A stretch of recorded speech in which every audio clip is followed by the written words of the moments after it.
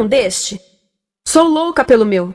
Na verdade, adoro todas as minhas coisas. Já se perguntou de onde vêm todas as coisas que compramos e para onde vão quando nos desfazemos delas? Não conseguia deixar de pensar nisso, por isso quis saber mais sobre o assunto. E os livros diziam que as coisas se deslocam ao longo de um sistema. Da extração, para a produção, para a distribuição, para o consumo e para o tratamento de lixo. Isso tudo se chama a economia de materiais. Bem, estudei um pouco mais. Eu passei 10 anos viajando pelo mundo, atrás de pistas de onde vêm as nossas coisas e para onde vão.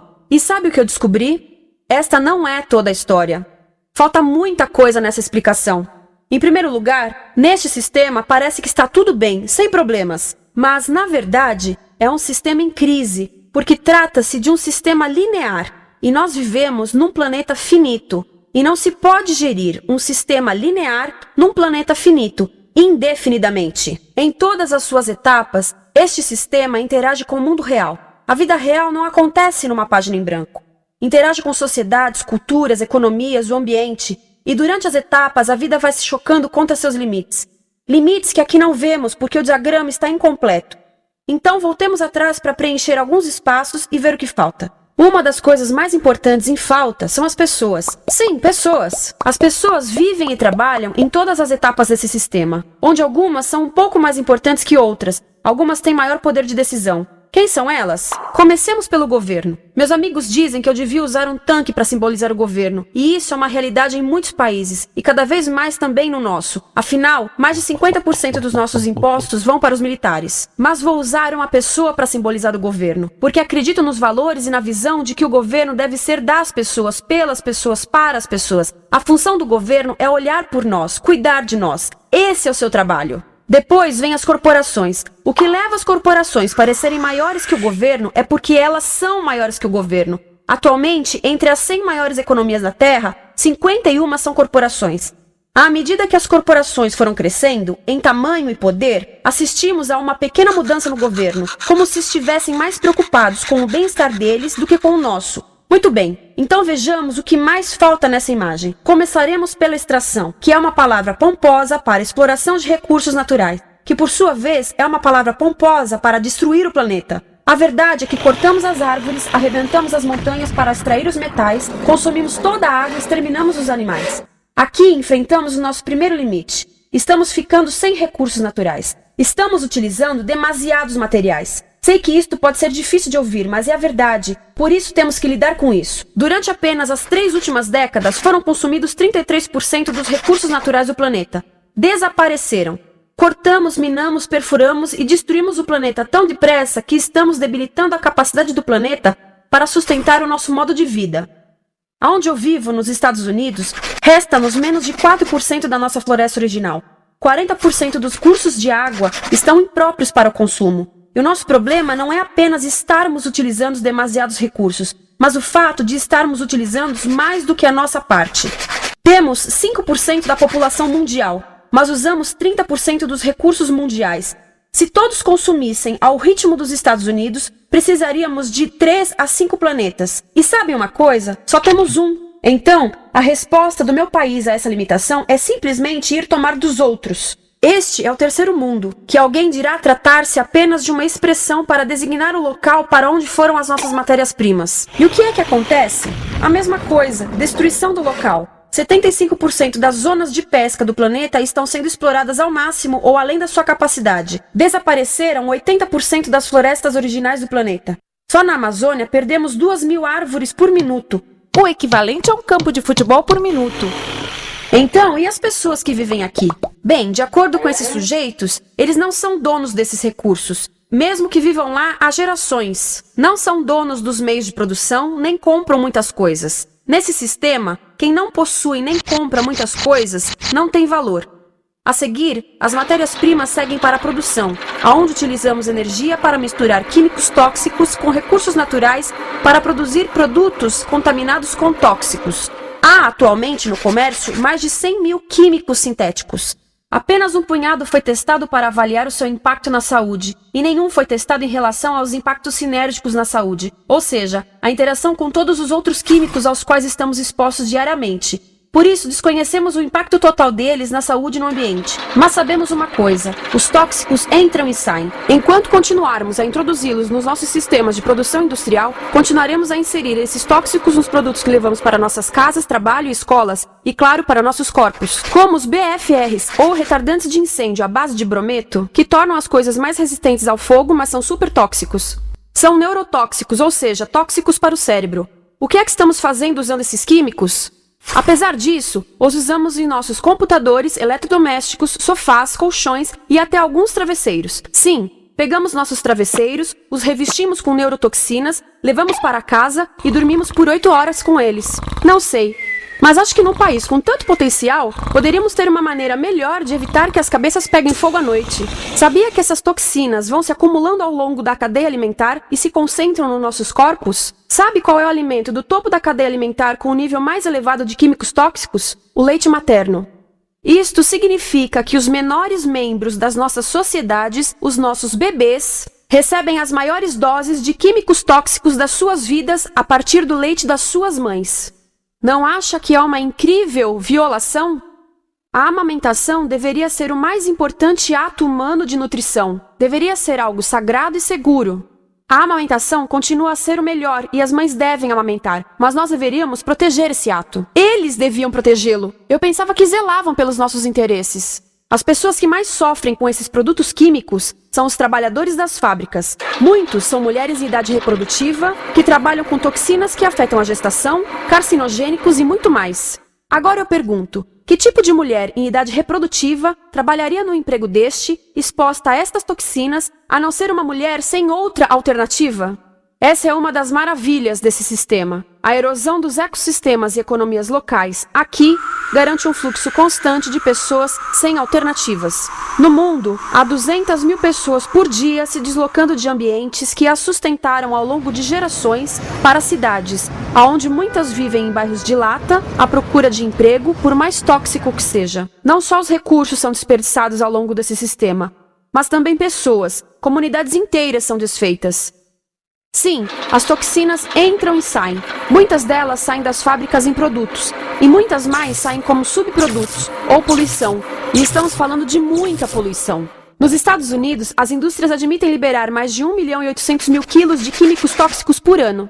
Deve ser muito mais, porque isso é o que eles admitem. Trata-se de outro limite, porque quem quer ver e respirar 1.800.000 quilos de químicos tóxicos por ano? Então o que eles fazem? Mudam as fábricas poluidoras para o estrangeiro, para poluir outros países. Mas, surpresa, grande parte dessa poluição volta para nós trazida pelo vento. E o que acontece depois de todos os recursos naturais serem transformados em produtos? Passam por aqui, para a distribuição, o que significa vender todo o lixo contaminado com toxinas o mais rápido possível. Aqui, o objetivo é manter os preços baixos, com as pessoas comprando os produtos em constante movimento. Como eles mantêm os preços baixos? Pagam salários baixos aos trabalhadores das lojas e restringem o acesso aos seguros de saúde sempre que podem. Tudo se resume em exteriorizar os custos. O verdadeiro custo da produção não se reflete no preço. Em outras palavras, não pagamos aquilo que compramos. Outro dia estive pensando nisto. Ia a caminho do trabalho e queria ouvir as notícias. Por isso entrei numa loja para comprar um rádio. Encontrei um pequeno rádio verde engraçado que custava $4,99. Na fila do caixa pensei, como $4,99 podem refletir o custo da produção e transporte desse rádio até ele chegar nas minhas mãos? O metal deve ter sido extraído na África do Sul. O petróleo provavelmente do Iraque. O plástico produzido na China e talvez montado por uma criança de 15 anos numa fábrica do México. $4,99 não paga nem o aluguel do espaço ocupado na prateleira, nem parte do salário do empregado que me atendeu, ou as viagens de navio e caminhão que o rádio fez. Foi assim que eu percebi que eu não paguei o valor do rádio. Então, quem pagou? Estas pessoas pagaram com a perda do espaço dos seus recursos naturais. Estas pagaram com a perda do ar puro, com o aumento de doenças como asma e câncer. As crianças do Congo pagaram com o seu futuro, pois 30% delas abandonam a escola para trabalhar nas minas de coltan, um metal que usamos em aparelhos eletrônicos baratos e descartáveis. Estas pessoas pagaram por não ter direito ao seguro de saúde. Ao longo desse sistema, pessoas contribuíram para que eu comprasse o rádio por $4,99, mas essas contribuições não são registradas por nenhum contabilista. É isto que eu quero dizer com exteriorizar o verdadeiro custo de produção. E isso nos leva à seta dourada do consumo. O coração do sistema, o motor que impulsiona. É tão importante proteger esta seta que se tornou prioridade daqueles dois sujeitos. É por isso que após o 11 de setembro, quando nosso país estava em choque, o presidente Bush poderia ter sugerido fazer luto, rezar, ter esperança, mas não, ele disse para fazermos compras. Compras! Nos tornamos uma nação de consumidores. Nossa principal identidade passou a ser de consumidores. Não mães, professores, agricultores, mas consumidores. Nosso valor é medido e demonstrado pelo quanto contribuímos para esta seta. Quanto consumimos. Não é isso que fazemos? Compramos, compramos, compramos. Manter os produtos circulando. E como circulam? Sabe qual a porcentagem dos produtos que circulam através desse sistema que ainda são usados 6 meses depois da venda na América do Norte? 50%? 20%? Não, 1%. 1. Em outras palavras, 99% das coisas que nós cultivamos, processamos, transformamos, 99% das coisas que percorrem o sistema são lixo em menos de 6 meses. Como é que podemos gerir um planeta com esse nível de rendimento? Mas não foi sempre assim. Hoje, o consumidor médio americano consome o dobro que há 50 anos. Pergunte à sua avó. No tempo dela, a boa gestão, a engenhosidade e a poupança eram valorizados. Então, como é que isso aconteceu? Bem, não aconteceu simplesmente. Foi planejado. Pouco depois da Segunda Guerra Mundial, estes sujeitos estudavam a forma de impulsionar a economia. O analista de vendas Victor Lebow articulou a solução que se tornaria a norma de todo o sistema. Ele disse: a nossa enorme economia produtiva exige que façamos do consumo a nossa forma de vida, que tornemos a compra e uso de bens em rituais, que procuremos a nossa satisfação espiritual, a satisfação do nosso ego no consumo. Precisamos que as coisas sejam consumidas, destruídas, substituídas e descartadas a um ritmo cada vez maior. O conselheiro econômico do presidente Eisenhower disse: o principal objetivo da economia americana é produzir mais bens de consumo. Mais bens de consumo? O nosso principal objetivo? Não é providenciar cuidados médicos, ou educação, ou transportes seguros, ou sustentabilidade, ou justiça? Bens de consumo? Como é que eles nos fizeram adotar esse sistema de forma tão entusiástica? Bem, 2 das suas estratégias mais bem-sucedidas são a obsolescência planejada e a obsolescência perceptiva. A obsolescência planejada é uma outra forma de dizer criado para ir para o lixo. Eles fazem as coisas de modo que sejam inúteis tão rápido quanto possível para jogarmos fora e voltarmos a comprar. Isso é óbvio em sacolas ou copos de plástico, mas verifica-se isso em coisas maiores como esfregões, DVDs, máquinas fotográficas, churrasqueiras, quase tudo. Até computadores. Já reparou que quando compra um computador, a tecnologia muda tão rápido que em poucos anos se torna quase um impedimento para a comunicação? Fiquei curiosa e abri um desses computadores para ver o que tinha dentro. E descobri que a peça que se muda a cada ano é apenas uma pecinha no canto. Mas não se pode mudar apenas essa peça, porque cada nova versão tem um formato diferente. Tem que jogar tudo fora e comprar um novo. Estive lendo sobre design industrial da década de 50, quando a obsolescência planejada começou a aparecer. Esses designers eram muito claros sobre o assunto. Chegavam a debater quão rápido conseguiam que um aparelho avariasse, mas de modo que o consumidor mantivesse fé suficiente para ir comprar outro. Foi tão intencional, mas as coisas não avariam suficientemente rápido para manter essa seta funcionando. Por isso existe também a obsolescência perceptiva. A obsolescência perceptiva nos convence a jogar fora coisas que ainda são perfeitamente úteis. Como fazem isso?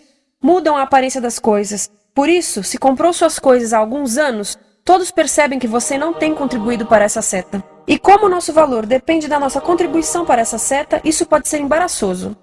Por exemplo, se eu tiver o mesmo monitor de computador gordo e branco na minha mesa por 5 anos e a minha colega tiver comprado um computador novo, ela vai ter um monitor plano, brilhante que combina com o computador, com o celular e até com as canetas. Ela parece estar operando uma nave espacial e eu pareço que tenho uma máquina de lavar na mesa. A moda é outro bom exemplo. Já se perguntou por que os saltos dos sapatos das mulheres passam de largos para finos num ano e no próximo de finos para largos? Não é por haver um debate sobre qual deles é mais saudável. É porque usar saltos largos num ano de saltos finos mostra que você não contribuiu recentemente para a seta. Por isso não vale tanto quanto a pessoa com saltos finos ao seu lado, ou em um anúncio. É para comprarmos sapatos novos. A publicidade e a mídia em geral têm um papel importante nisto. Cada um de nós nos Estados Unidos é bombardeado com mais de 3.000 anúncios por dia. Vemos mais publicidade num ano do que as pessoas há 50 anos viam em toda a vida. Qual é o objetivo de um anúncio se não nos fazerem felizes com o que temos? Por isso, nos dizem 3.000 vezes por dia que o nosso cabelo está errado, nossa pele, nossa roupa, nossos móveis, nossos carros, nós estamos errados. Mas tudo se resolve se formos às compras. A mídia também ajuda a esconder tudo isto e isto. Por isso, a única parte da economia que vemos são as compras. A extração, produção e envio para o lixo acontecem fora do nosso campo de visão. Por isso, nos Estados Unidos, temos mais coisas do que tivemos antes. Mas pesquisas mostram nossa felicidade declinando. Nossa felicidade teve seu pico na década de 50, a mesma época em que a febre consumista explodiu. Coincidência interessante. Acho que sei o porquê. Temos mais coisas, porém menos tempo para o que realmente nos faz felizes. Amigos, família, tempo livre. Estamos trabalhando mais do que nunca. Analistas dizem que não temos tão pouco tempo livre desde a sociedade feudal. E sabem quais são as duas atividades que mais fazemos no pouco tempo livre que temos? Ver televisão e fazer compras. Nós, americanos, passamos 3 a 4 vezes mais tempo comprando do que os europeus. Assim, nessa situação ridícula, vamos trabalhar talvez em 2 empregos, e quando chegamos em casa exaustos e sentamos no sofá novo para ver televisão, os anúncios dizem que não prestamos, então vamos às compras para nos sentirmos melhor. Depois trabalhamos mais para pagar o que compramos e chegamos em casa mais cansados, vemos mais televisão que nos diz para fazermos compras outra vez. E estamos nesse ciclo de trabalhar, ver, comprar, e podíamos simplesmente parar. Então, no final, o que acontece a todas essas coisas que compramos? Nesse ritmo de consumo, não cabe tudo em casa, apesar do tamanho médio das casas ter duplicado nesse país desde os anos 70. Vai tudo pro lixo, e isso nos leva ao tratamento do lixo. Essa é a parte da economia de materiais que conhecemos melhor, porque nós temos de levar o lixo até a esquina. Cada americano produz 2 quilos de lixo por dia, o dobro do que fazíamos há 30 anos. Todo esse lixo ou é despejado num aterro, que é um grande buraco no chão, ou ainda pior, primeiro é incinerado e depois despejado no aterro. As duas formas poluem o ar, o solo, a água, sem esquecer que alteram o clima. A incineração é realmente ruim. Lembra daqueles tóxicos da fase da produção? Bem, queimar o lixo libera esses tóxicos no ar. Pior ainda, produz supertóxicos novos, como a dioxina. A dioxina é a substância mais tóxica feita pelo homem, e os incineradores são a principal fonte de dioxina. Isso significa que podemos parar a principal fonte da mais tóxica substância conhecida e feita pelo homem, simplesmente parando de queimar o lixo. E podemos parar hoje. Algumas empresas não querem criar aterros e incineradores aqui. Por isso, também exportam os resíduos. Então, e a reciclagem? A reciclagem ajuda? Sim, a reciclagem ajuda. Ela reduz o lixo nessa extremidade e depois reduz a pressão para minerar e colher mais nessa extremidade. Sim, todos devemos reciclar, mas reciclar não é o suficiente. Reciclar nunca será suficiente, por 2 razões. Primeiro, o lixo que vem das nossas casas é apenas a ponta do iceberg. Para cada saco de lixo que deixamos na esquina, 70 sacos de lixo são criados anteriormente, só para fazer o lixo desse saco que deixamos na esquina. Assim, mesmo que pudéssemos reciclar 100% do lixo das nossas casas, não se chegaria ao coração do problema. Além disso, grande parte do lixo não pode ser reciclado, ou porque contém demasiados tóxicos, ou porque é criado de início para não ser reciclável. Como aquelas caixas de suco, que têm as camadas de metal, papel e plástico, todas coladas. Não dá para separar essas camadas para reciclá-las. Como se vê, é um sistema em crise. Por todo o percurso, estamos batendo em limites, do clima em mudança ao decréscimo da felicidade. Simplesmente não está funcionando. Mas a parte boa de um problema tão generalizado é haver tantos pontos de intervenção. Há pessoas trabalhando aqui salvando florestas, e aqui na produção limpa. Pessoas trabalhando em direitos do trabalho, em comércio justo, em consumo consciente, no bloqueio de aterros e incineradores. E muito importante, em recuperar o nosso governo, para que seja realmente pelas pessoas e para as pessoas. Todo esse trabalho é criticamente importante, mas as coisas vão realmente começar a se mover quando enxergarmos as ligações, quando enxergarmos o panorama geral. Quando as pessoas ao longo do sistema se unirem, poderemos reivindicar e transformar esse sistema linear em algo novo, um sistema que não desperdice recursos ou pessoas, porque aquilo de que precisamos nos livrar é da antiga mentalidade de usar e jogar fora. Há uma nova escola de pensamento nesse assunto, e é baseada em sustentabilidade e equidade, química verde, 0 resíduos, produção em ciclo fechado, energia renovável, economias locais vivas, já está acontecendo. Há quem diga que é irrealista, idealista, que não pode acontecer. Mas eu digo que quem é irrealista são os que querem continuar pelo velho caminho. Isso é que é sonhar. Lembre-se que a velha forma não aconteceu por acaso. Não é como a gravidade que temos que conviver. As pessoas a criaram, e nós também somos pessoas. Por isso vamos criar algo novo.